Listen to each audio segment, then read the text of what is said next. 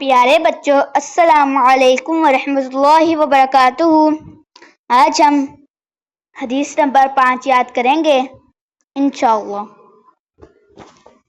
اعوذ باللہ من الشیطان الرجیم، بسم اللہ الرحمن الرحیم۔ السؤال ذل، مانگنا بری چیز ہے۔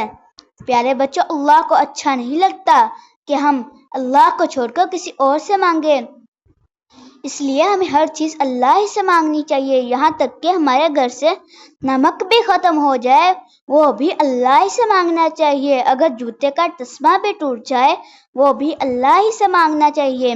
پیارے بچوں، اللہ کو مانگا کریں۔ اللہ مل گئے تو سب کچھ مل گیا، نہ کر جھولی لوکاں اگے، رب اگے کڑلایا کر۔ جزاکم اللہ فی احسن جزا، فی امان اللہ۔